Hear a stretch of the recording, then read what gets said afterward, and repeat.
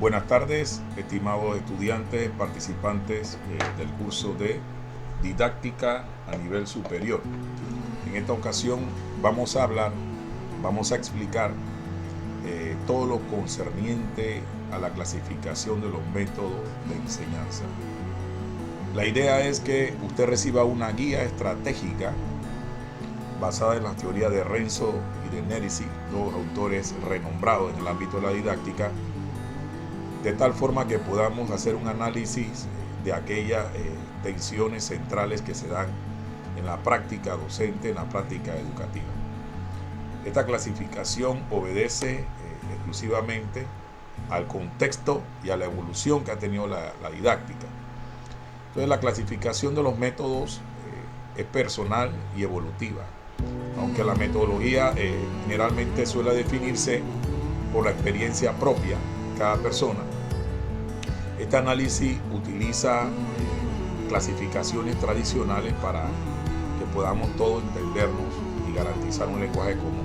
Sin embargo, la nomenclatura que vamos a explicar se ha adaptado para responder a los avances en el conocimiento del aprendizaje, lo que se ha avanzado en cuanto a las teorías cognitivas, lo que hemos hablado de la teoría psicológica y sobre todo a la realidad tecnológica actual.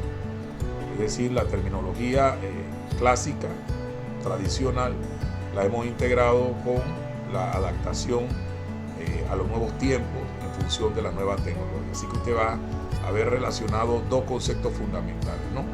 La clasificación tradicional y el uso de la nueva tecnología, cómo esa nueva tecnología se incorpora a lo que ya nosotros conocemos. Como de costumbre, aquí le tengo un mapa conceptual genérico al cual vamos entonces a entrar aquí a mirar rápidamente para nosotros pues, un mapa conceptual que tiene que ver con la taxonomía de la metodología según la clasificación de los métodos de enseñanza. Vamos a ampliarlo un poquito aquí. Así es. Y vamos a empezar diciendo que los métodos de enseñanza se clasifican, ¿verdad?, según la forma de razonamiento, según la organización de la asignatura o de la materia, según la relación con que tienen los conceptos que van a trabajarse en función con la realidad, también según la actividad del alumno. También los métodos pueden ser clasificados según cómo se sistematiza el conocimiento, cómo se gestiona, cómo se utiliza el desarrollo progresivo de los conocimientos, de generación del conocimiento, y también según la aceptación por parte del estudiante de lo que usted enseña como docente. Vamos a empezar con la número 1, que es según la forma de razonamiento. Hay tres tipos de métodos, entonces, según el razonamiento: el deductivo, el inductivo y el analógico. Tres tipos de, por así decirlo, de métodos según el razonamiento. En el deductivo se parte de lo general a lo particular, partiendo del concepto general a lo particular, se ahorra tiempo y realmente pues, es el que más tradicionalmente se utiliza. En el método inductivo se va de lo contrario, de lo particular a lo general, y se utiliza mucho el descubrimiento científico y se basa en experiencia. El método analógico se va de lo particular a lo particular, comparación por semejanza, con lo que el estudiante sabe, conoce, y realmente pues, es el tipo de pensamiento aplicado por los niños y también por los adultos. Aprendemos por comparación. Eso podemos decir de la clasificación que vamos a ampliar más adelante, la forma de razonamiento. También está según la forma como se organiza la asignatura. Hay una de lógica de la misma disciplina, como la misma disciplina epistemológicamente generó su conocimiento, me refiero a la asignatura que usted dicta, y realmente pues hay un orden que va antecedente y consecuente, o sea, siempre una cosa relacionada con la otra, de lo más general a lo más específico, y es la estructura tradicional con la que están hechos los programas de estudio, en las universidades y las asignaturas que vamos a dictar a nuestros estudiantes. Según la psicología del alumno, también se organiza la materia según la psicología, de acuerdo a los intereses y a la experiencia, o sea, qué anhelos tiene el estudiante y todo lo demás, y la motivación y la intuición. Entonces, esta clasificación es bien interesante por efecto de que es la que más utilizamos a nivel de los programas de estudio. Existe también esta clasificación que tiene que ver con la relación con la realidad. Puede ser simbólica o verbalística. O sea, si usted usa mucho el lenguaje oral y escrito, y es el método más usado. También está el intuitivo. El intuitivo depende básicamente de la actividad experimental por parte del estudiante y del contacto que él tenga con la realidad inmediata. Eso es según la relación con la realidad, usted puede decidir qué método emplear. Luego viene la actividades del alumno. Según la actividad del alumno puede ser pasivo o activo. Si hablamos un estudiante pasivo o un grupo de estudiantes pasivos, el acento está en el profesor, que es el que gobierna, como pasa en el método tradicional. Y en el método activo tenemos la participación de los estudiantes de forma muy significativa, ocupando un gran porcentaje de la actividad. También está la sistematización del conocimiento. Puede ser globalizado, centrado en intereses, en situaciones específicas para desarrollar competencias específicas, o la interdisciplinar. O sea, no solamente una asignatura como el caso de centro de interés, sino utilizar pues los proyectos para utilizar varios aristas, varios conocimientos de diferentes disciplinas. Entonces puede estar interdisciplinar. Y el especializado, que tiene que ver con asignaturas independientes. Generalmente pues se trata de una sola asignatura, y aquí yo creo que es donde más situación se encuentra la educación en nuestro país, en todos los lineamientos. Entonces también está, según la aceptación de lo enseñado, dogmático, donde es el docente y el estudiante aprende antes de comprender. Tiene que aprender esto y después lo comprenderá, y le decimos a los chicos el otro año, ¿y para qué sirve esto? La famosa pregunta, y si el otro año te va a servir en matemática 2 o en física 2. Y cuando llegue a la universidad lo vas a aprender, y cuando sales de la universidad te dicen cuando llegue a la vida real, al campo laboral, lo vas a entender. Y el heurístico, que es por descubrimiento y comprensión, es donde aquí el estudiante realmente actúa como un investigador, no simplemente como un receptor, que es el caso del dogmático, donde el profesor es el que dice y el estudiante es el que hace lo que el profesor dice. Bien, con esta clasificación, así a grosso modo, nosotros podemos decir pues que básicamente vamos a entrar en algunos detalles en cada uno de ellos, ¿sí? Vamos a colocar esto por acá, y así pues podemos decir que la forma de razonamiento, el primero, que es el método deductivo, como ustedes pueden ver en la imagen, se parte, ¿verdad? El profesor presenta conceptos, fórmulas, principios generales y definiciones, y a partir de ahí extrae algunas conclusiones importantes, las examina en casos particulares. La perspectiva estratégica, pues la ventaja es que usted evita trabajo, ahorra tiempo, porque usted va a lo que va, no hay mucha actividad del estudiante. Es válido cuando ya los conceptos y fórmulas ya están asimilados por los estudiantes por la experiencia. Entonces usted puede usar este método después que ya aprendieron, para como resumir, para concretizar. Pero realmente en la vida real es la que más se utiliza, porque el docente pues tiene volumen de estudiantes y cree que es la mejor forma, cuando no es la mejor manera de desarrollar, porque tiene limitaciones. Es el menos adecuado para la creación de síntesis conceptual. ¿Por qué? Porque el estudiante pues no se le da tiempo a pensar. Se llegan a conclusiones con ejemplos, y por ejemplo, si se parte del principio de Arquímedes, en el caso del principio de Arquímedes, conocen al filósofo y científico Arquímedes. Primero se enuncia la ley, o sea, usted enuncia la ley y luego pone ejemplo de flotación. Creo que es la forma tradicional con que generalmente se han dado las cosas. También dentro de esto habíamos visto que está el método inductivo. Por el contrario, va de lo particular a lo general, es decir, se presenta algún caso particular para que el estudiante descubra el principio general que lo rige. Y cuando ya lo descubre, ahí hay como un método activo, porque el estudiante se siente como realizado, ¿no?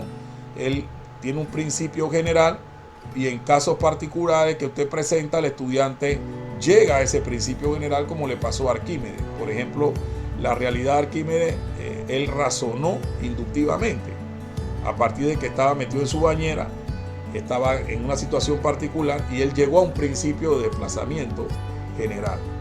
Entonces, el principio de desplazamiento del agua, que es el principio que hace que los barcos floten en el mar, entonces fue el principio que él llegó, pero una vez que él estuvo metido en su experiencia. Eso nos deja una gran enseñanza. Si nuestros estudiantes tienen experiencia a partir de problemas particulares y luego extraen de ellos principios que rigen las situaciones que se encuentran en el aula, normalmente esto se hace al revés. O sea, no permitimos que él descubra, sino que somos muy deductivos, perdiendo esa oportunidad de descubrimiento que lo puede ayudar a aplicar los principios que aprendan a lo largo de situaciones contextuales. Los beneficios clave de esta forma de razonamiento que se basa en la experiencia. Hay mucha participación y esto propicia un razonamiento más globalizado, ¿sí? También está dentro de la forma de razonamiento, la clasificación, está el método análogo o comparativo. El semejanza va de lo particular a lo particular, ¿no? Porque vamos viendo la semejanza. Por ejemplo, aquí tenemos un cuadrado que tiene lados, acá también tiene lados, pero son semejantes porque tienen lados, pero son figuras diferentes, se tratan de figuras geométricas. Entonces los datos permiten establecer comparaciones que llevan a una solución más por semejanza, ¿no? Entonces el insight es la forma que los niños naturalmente razonan y es el único método con la que nosotros realmente nacemos. O sea que en pocas palabras, Dios nos dotó de este método para aprender. Y entonces, ¿qué le queda al docente? Traer situaciones, traer equipo al salón, traer situaciones reales, tangibles, para eliminar lo abstracto. ¿Por qué? Porque ahí usted puede tener una conexión científica, ya que el método científico, usted siempre necesita analogías. Arquímedes llegó a la inducción de su principio. ¿Cómo llegó a la inducción? A través de la comparación analógica. Y eso es lo que le permitió él decir, bueno, si yo floto adentro, también hay cosas que pueden flotar afuera. Ahora vamos a la segunda clasificación que habíamos visto en el mapa conceptual, es la organización de la materia. En la lógica tradicional, nosotros vemos que hay una estructura que va de lo menos a lo más complejo o cronológico. Eso es bueno por un lado, porque va de lo sencillo a lo más complejo. El enfoque obedece a estructuras de la ciencia o del libro. Así están hechos los libros de texto. Razonamiento de adulto también es así. Entonces vamos con los capítulos de un libro. Así mismo las materias son organizadas y así mismo las clases son organizadas. Pero desde la psicología del alumno, la estructura es que va de lo conocido a lo desconocido. Ahora, a partir de las experiencias previas es más fundamental del estudiante. Entonces, relacionar la experiencia previa como método, traer algo que los muchachos, los estudiantes conozcan, traer situaciones de problemas profesionalmente en la cual nosotros vamos a inducir a nuestros estudiantes un video, una situación, un tipo de caso, dejarle el apetito abierto. Este enfoque responde a los intereses y experiencias. O sea, los estudiantes siempre tienen interés de aprender algo. El tema es que yo lo tengo que descubrir. Entonces la motivación debe ser extrínseca en este caso para que el estudiante sea impactado y ese estudiante con su psicología va a responder. Por eso Brunner enfatiza que el orden de la presentación es un elemento didáctico vital para la motivación. Si usted ordena en función del libro, en función de la teoría y se va por lo tradicional, usted va a tener una clase aburrida. Pero sin embargo, si usted parte de las expectativas de sus estudiantes, después de un análisis bien exhaustivo de qué vino a aprender, cómo usted conecta eso con su currículum y cuáles son los intereses y la actualidad, y incluye la tecnología que tanto les gusta, verla cómo actúa sobre los problemas, créame lo que usted va a tener una motivación alta en sus estudiantes. También está en la clasificación en función de la relación con la realidad. Y aquí vemos dos cosas importantes. el método simbólico verbalístico, que es el que más se abusa en clase, donde el lenguaje oral o escrito es el único medio para que se pueda recibir información de parte del estudiante. ¿Y cuál es la crítica?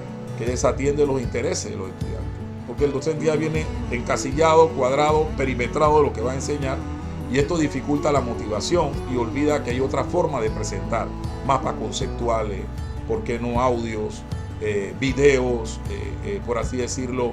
Le dice un estudiante que prepare una exposición sencilla de lo que vive en la vida real. Si aquellos que trabajan en un medio, entonces usted los trae para que ellos vean, los demás se motiven. Ese es el método simbólico que va en contra de lo que acabamos de mencionar, porque el método intuitivo, él intenta acercar a la realidad inmediata o sustituyendo, o sustitutos al alumno. Si no tiene la realidad, bueno, traiga algo que sea parecido para que él se sienta motivado de que va a aprender.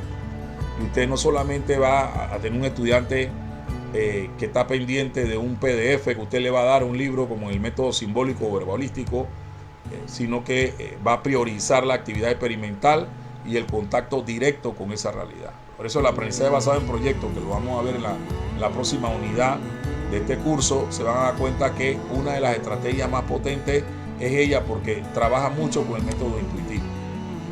El cuarto es la actividad externa del alumno. Totalmente diametral y opuesto está el pasivo y el activo, cuando él es receptor y cuando es protagonista. Cuando hablamos de que el profesor actúa y expone dictados, el alumno recibe instrucciones y hasta ahí, ese es pasivo. Y cuando el alumno participa activamente y es protagonista, el método mismo genera una motivación. Ellos quieren participar de ese estudio de caso, de ese proyecto, de esa investigación, y el aula de clase se convierte en un laboratorio de generación de conocimiento. Entonces hay un matizaje crucial. Todas las técnicas de enseñanza se pueden convertir en activas mientras el profesor se convierta en el orientador del aprendizaje. Y esta es la clave. Cómo yo como docente me convierto en orientador, en facilitador del aprendizaje. No importa la técnica que usted esté usando y la estrategia. Si usted orienta para que ellos se apropien de esa estrategia y desarrollen con técnica las actividades, créamelo que usted va a tener éxito a la hora de alcanzar las metas que sus estudiantes deben desarrollar y alcanzar. El quinto es la sistematización del conocimiento. Tenemos el método globalizado porque parte de un centro de interés, una necesidad, un problema que resolver. Es muy bueno para resolución de problemas, estudio de casos, aprendizaje basado en proyectos, aprendizaje en servicio, laboratorios. Lo importante no son las asignaturas, sino el tema que van a abordar. Y puede ser interdisciplinar. La sistematización de conocimiento entonces utiliza el método, ¿verdad?, donde usted tiene temas, asignaturas integrados bajo un centro de interés resolviendo un problema en común. Y está el método especializado, que ya se usa mucho en las áreas o temas de asignatura cuando se tratan independientemente, como si fueran islas, silos, ¿no? La asignatura, los temas, y los temas tienen áreas, y las áreas pues nuevamente la asignatura. O sea, tienen una concatenación todos los contenidos de una misma asignatura, pero no significa que esto sea malo. Esto es bueno porque hay principios que son propios de la asignatura. Sin embargo, pues del método especializado se debe migrar al método globalizado y combinar ambas, porque siempre cuando se habla de interdisciplinariedad, esa disciplina en alguna medida van a aportar mediante método especializado algunas tareas que hay que hacer de forma particular, individual y grupalmente en aquellas asignaturas. Y el último, no menos importante, es de la aceptación de lo enseñado, que es la imposición o descubrimiento. Está el método dogmático y el método heurístico. En el dogmático se impone lo enseñado como verdad absoluta sin discusión.